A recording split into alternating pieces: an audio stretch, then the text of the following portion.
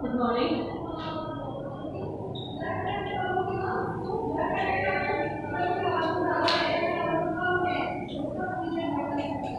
आज हम शुरू कर रहे हैं टेंस, आपका एक नया टॉपिक।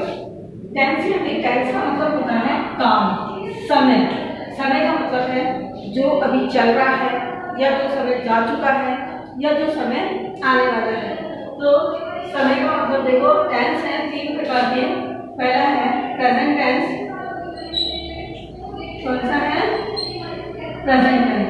आप पढ़ते हैं present tense, past tense, future tense. Present का मतलब है वर्तमान काल। कौन सा है? वर्तमान काल। दूसरा है पास्ट टेंस। 3 पार्ट्स में डिवाइड किए हैं। पास्ट टेंस, पास्ट टेंस हो गया भूतकाल। भूतकाल का मतलब है जो समय जा चुका है। और तीसरा है future tense. Future tense, future tense का मतलब है जो समय आने वाला है, यानी भविष्य काल। ठीक है, अब हम पढ़ रहे हैं, सबसे पहले लेंगे प्रेजेंट टेंस। कौन सा लेंगे? Present tense. प्रेजेंट टेंस में हर टेंस को 4 पार्ट्स में डिवाइड किया है। प्रेजेंट जैसे indefinite tense, continuous tense, perfect tense, perfect continuous tense. सबसे पहले है प्रेजेंट टेंस को 4 पार्ट्स में डिवाइड किया है। पहला है प्रेजेंट इंडेफिनिट टेंस,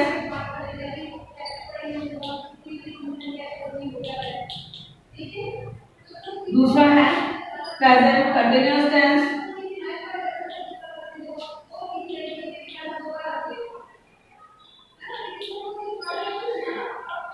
तीसरा है present perfect tense,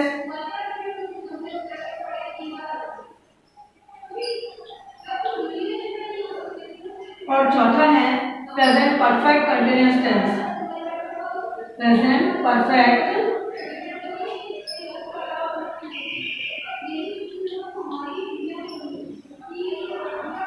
continuous tense. ये हो गए हमारे 4 प्रकार के टेंस। मतलब प्रेजेंट टेंस में 3 पार्ट्स में डिवाइड किया है। Present tense, past tense, future tense. Present मतलब वर्तमान काल, पास्ट मतलब भूतकाल, और फ्यूचर मतलब भविष्य काल। अब हम पढ़ते हैं प्रेजेंट टेंस के बारे में। प्रेजेंट में है हर टेंस को, इसको भी, पास्ट को भी, फ्यूचर को 4 पार्ट में डिवाइड किया है। प्रेजेंट इंडेफिनिट टेंस से हम सिंपल प्रेजेंट बोलते हैं। Present continuous tense, present perfect tense, present perfect continuous tense. अच्छा देखिए, present indefinite tense simple present, जो कि आज के बारे में बात हो रही है, उसमें किसी की आदत हो सकती है, कोई काम कैसे होता है, वो चीजें बातें हो सकती हैं। दूसरी है कंटीन्यूअस। कंटीन्यूअस मतलब आज में जो काम चल रहा है, जैसे खाना खा रहा है, वह जा रहा है, पढ़ रहा है, तो जो काम हो रहा है उसके बारे में आता है प्रेजेंट कंटीन्यूअस टेंस में। परफेक्ट में आता है जो काम आज हो चुका, जैसे अभी आपने एक काम कर लिया है, सुबह आपने नाश्ता कर लिया है, तो ये सब काम आज के हैं, लेकिन आज आपका वो काम कंप्लीट हो चुका है, तो वो है प्रेजेंट परफेक्ट टेंस में। अगला है present perfect continuous tense. Present perfect tense continuous tense में बता रहे हैं कि समय शुरू होने के बारे में पता चलता है, काम हो भी रहा है, चल भी रहा है, और समय से भी ये भी पता चल रहा है कि वो काम कब से चल रहा है। 1995 से चल रहा है, पिछले दिन से चल रहा है, पिछले सप्ताह से चल रहा है, लेकिन साथ में वो कंटिन्यूइंग काम होता, काम जारी है, और वो आता है प्रेजेंट परफेक्ट कंटीन्यूअस टेंस में। अब हम पढ़ेंगे सबसे पहले present indefinite tense. Present indefinite tense मतलब कि जो काम, जो आदत वगैरह है, उसके बारे में, हम उसके बारे में, इसकी पहचान, इसके स्ट्रक्चर, इसके बारे में जानेंगे। तो देखिए,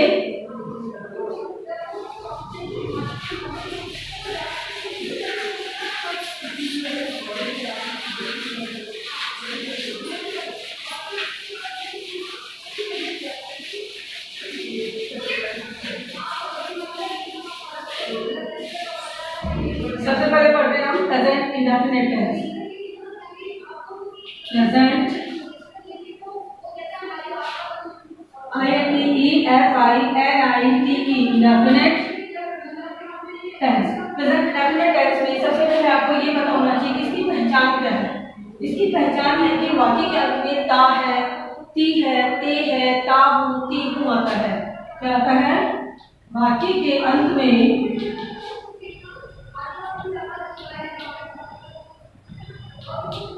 ता है, ती है, ते है, ता हूँ, ती हूँ आदि आता है। अब आप देखिए इसकी हेल्पिंग वर्ब, सबसे पहले हमें हेल्पिंग वर्ब पता होनी चाहिए। इसकी हेल्पिंग वर्ब होती है जहां भी यूज आएगी वो होगी डू और डज, ठीक है। डू का यूज होता है आई के साथ, यू के साथ और जितने भी बहुवचन करता है। बहुवचन करता का मतलब हो गया कि जैसे दे, वी, आप, अस, यानी कि जितने भी बहुवचन हो गए, राम एंड श्याम बहुवचन हो गए, दो या दो से ज्यादा हो गए। डज का यूज आता है ही, शी, इट और जो भी एक वचन करता है उनके साथ में लगता है डज का प्रयोग, अगर उसमें हेल्पिंग वर्ब का यूज आ रहा है। आप देखिए स्ट्रक्चर सेंटेंस मैंने आपको बताया पहले कि 3 प्रकार के होते हैं, एफर्मेटिव, नेगेटिव और इंट्रोगेटिव। तो सबसे पहले हम पढ़ रहे हैं एफर्मेटिव स्ट्रक्चर। एफर्मेटिव मतलब सकारात्मक, एफर्मेटिव मतलब सकारात्मक। एफर्मेटिव स्ट्रक्चर जो है टेंस का वो होता है, सबसे पहले आता है सब्जेक्ट यानी काम को करने वाला कर्ता, कर्ता कौन है, उसके बाद में आती है वर्ब की फर्स्ट फॉर्म, और अगर कर्ता एक वचन है तो फिर वर्ब की फर्स्ट फॉर्म में एस, एस या आई एस स्पेलिंग के अनुसार, ठीक है, आती है। और साथ में आता है ऑब्जेक्ट, जो भी पीछे का ऑब्जेक्ट होता है। जैसे राम बाजार जाता है, ये ध्यान रखना एस एस कब जुड़ता है, जब कर्ता एक वचन हो, जब कर्ता एक वचन हो तब एस एस जुड़ेगा, नहीं तो केवल वर्ब की फर्स्ट फॉर्म आएगी। एग्जांपल देखिए, राम बाजार जाता है, कैसे बनाएंगे, कर्ता कौन है इसके अंदर, राम।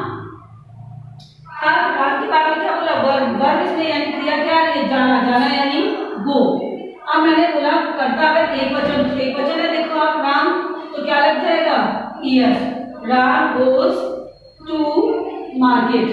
लेकिन ये ध्यान रखना कि आई और यू के साथ, अगर कर्ता आई या यू है तो वो आई भी एक वचन है, लेकिन उसके साथ में एस कैसे जुड़ता है, आई या यू के साथ केवल वर्ब की फर्स्ट फॉर्म ही आएगी। अगला है नेगेटिव।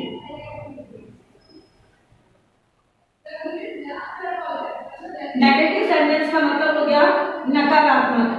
नकारात्मक का मतलब है जिसमें नहीं शब्द हो। इसका स्ट्रक्चर होता है, देखो, सब्जेक्ट, फिर आता है डू या डज। मैंने आपको पहले बताया है डू या डज होता है वो स्पेलिंग कर्ता के हिसाब से आता है। तो यहाँ लिखा दिया है आई और यू और बहुवचन हो तो डू लगा दो, और एक वचन हो तो डज लगा दो, प्लस नॉट प्लस वर्ब की फर्स्ट फॉर्म।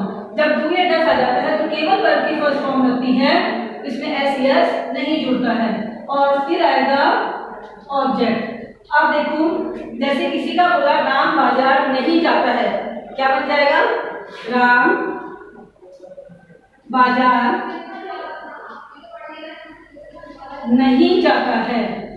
तो आप देखो राम बाजार नहीं जाने का करता है राम। अब क्या बोला, डू या डज, तो राम सिंगुलर है इसलिए क्या लगेगा, डज। फिर क्या आएगा, नॉट, फिर वर्ब, वर्ब को जाना यानी वो फर्स्ट फॉर्म है, और ऑब्जेक्ट में क्या बचा, बाजार, तो यह आ गया market. Ram does not go to market. To लगा सकते नहीं भी। अगला है एक और आपका आता है इंट्रोगेटिव। मैं यहाँ रब करके लिख रही हूँ, आप इतना लिख लीजिएगा। एक ही है इंट्रोगेटिव।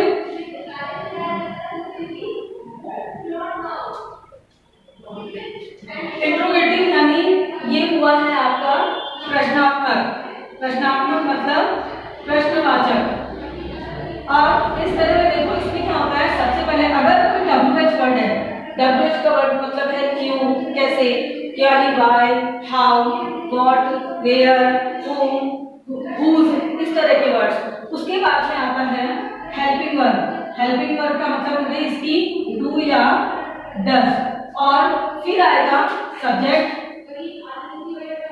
और अगर उसमें नॉट है, नहीं शब्द आ रहा है, तो सब्जेक्ट के बाद में नॉट लगाएंगे, और अगर नहीं है तो फिर नॉट नहीं लगाएंगे। और फिर आता है वर्ब की फर्स्ट फॉर्म, और फिर है ऑब्जेक्ट। जैसे इसी को देखो, हम क्वेश्चन बना रहे हैं कि पहला अगर, और एक चीज और ध्यान रखो कि अगर प्रश्नवाचक शब्द उसमें है, क्यों, कैसे, कहाँ, तब तो आएगा WH।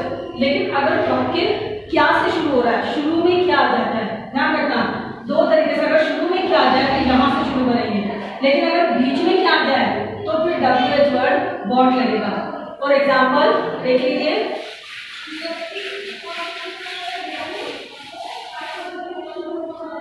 एक है, देखो मैं बता रही हूँ शुरू में क्या लगाते हैं, क्या राम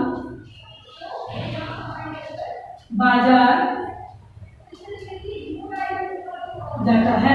शुरू में क्या आ गया तो हम लगाएंगे डू या डज। अब राम के हिसाब से क्या लगेगा, शुरू में डज। फिर क्या बताया मैंने, सब्जेक्ट यानी राम। अब देखो नॉट, इसमें नहीं शब्द नहीं है तो फिर नॉट नहीं आएगा। अगर इसमें नहीं शब्द होगा, जैसे क्या राम बाजार नहीं जाता है, तो फिर राम के बाद में नॉट लग जाता है, लेकिन फिलहाल इसमें नॉट नहीं लगेगा। अब उसका आता है वर्ब की फर्स्ट फॉर्म यानी गो। अब ये ध्यान रखो कि जब टू डज आ जाता है तो एस यस नहीं जुड़ता है, तो does Ram go to market और लग जाएगा क्वेश्चन मार्क। लेकिन अगर क्या बीच में आता है, इसका एक एग्जांपल बता रही हूं मैं आपको। जैसे राम क्या खाता है, अब क्या खाता है मतलब बीच में क्या आ गया, तो जब बीच में क्या आ जाए तो मैंने बोला था WH वर्ड यानी वॉट। अब उसके बाद में डू या डज, तो राम के लिए डज, वॉट डज। फिर आ गया subject Ram, what does Ram. अब खाने को क्रिया बोलते हैं, वॉट डज राम ईट, राम क्या खाता है। ये हो गया WH वर्ड से। इसके अलावा और कोई भी WH वर्ड, ये वॉट के दो तरीके से हो सकते हैं, क्या वाले, जिसमें शुरू में क्या हो तो हेल्पिंग वर्ब से, और बीच में क्या हो तो शुरुआत वर्ड होगा। बाकी जितने भी WH वर्ड है, चाहे वाई हो चाहे whom हो, तो वो यहीं से शुरू होंगे। ठीक है, ये हुआ आपका present indefinite tense complete. Next करेंगे प्रेजेंट कंटिन्यूअस। Thank you.